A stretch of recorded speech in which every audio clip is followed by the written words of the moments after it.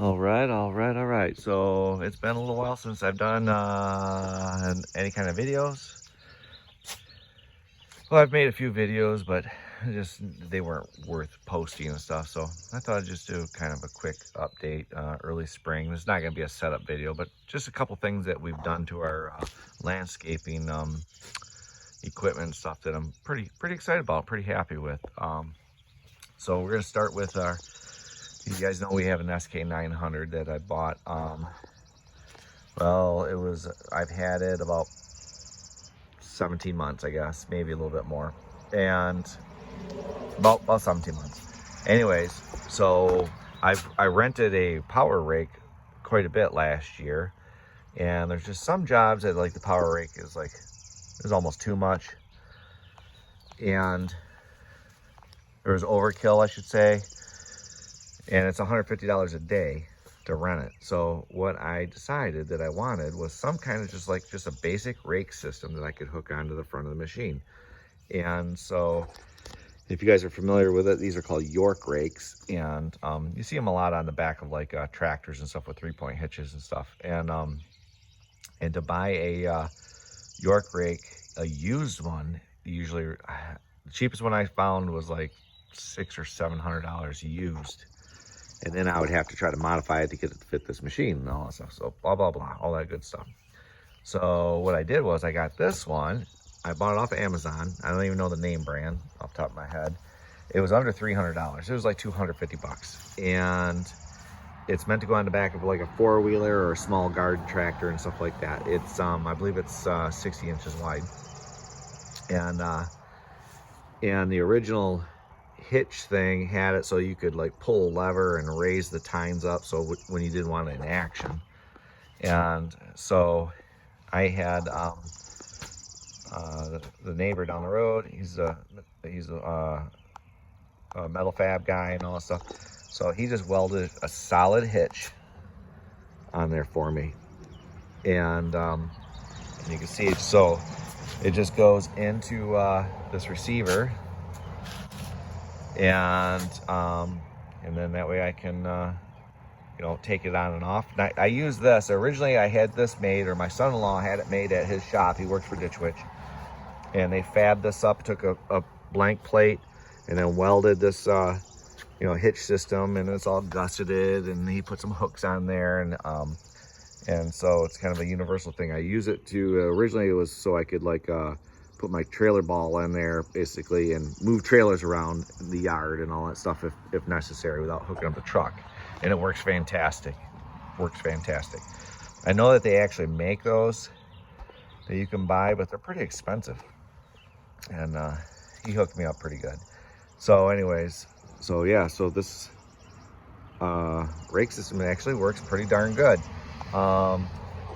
Every once in a while, if you catch it, you will bend one of these tines and stuff, but they're not, you just throw a pipe on there and bend it back in shape. And I'm sure it weakens over and over if you keep doing that. But when I bought it, it did come with like 3 or 4 extra tines, replacement tines. So if I ever lose one, break one, whatever, I got at least a few to fix.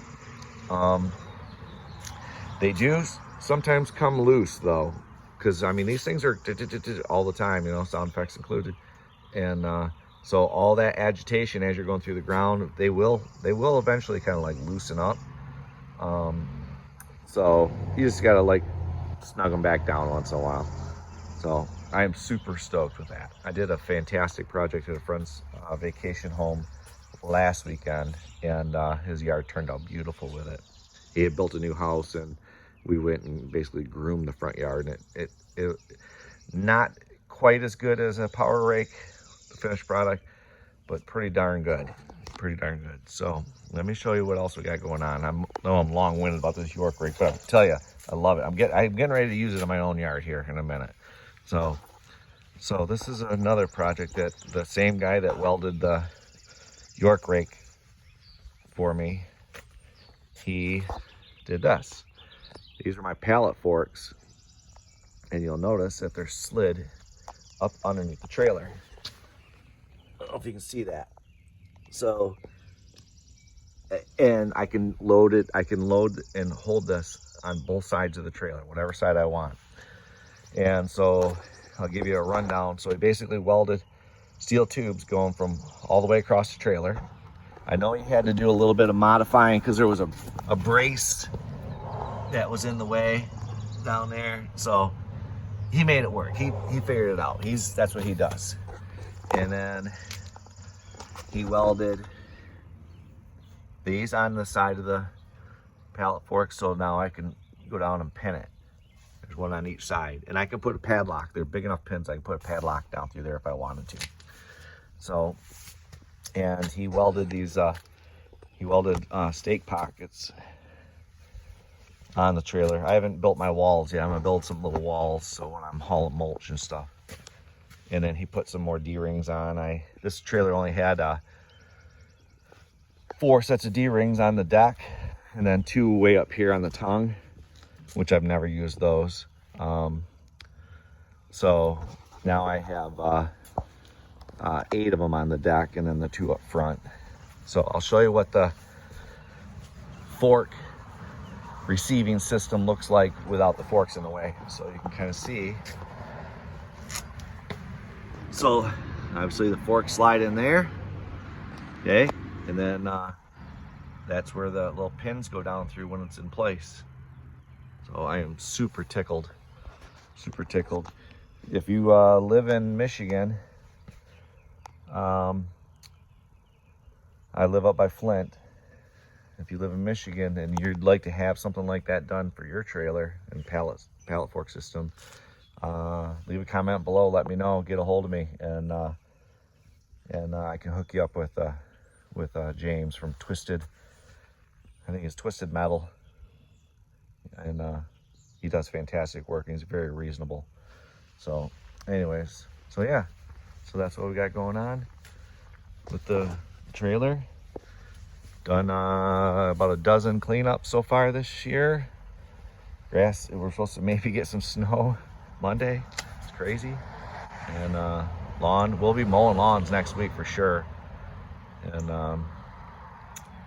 yeah, all right, babbling on. I just wanted to kind of give an update because I'm so excited about this system, and we've already used it a lot. So, and my York rake is awesome. All right, later.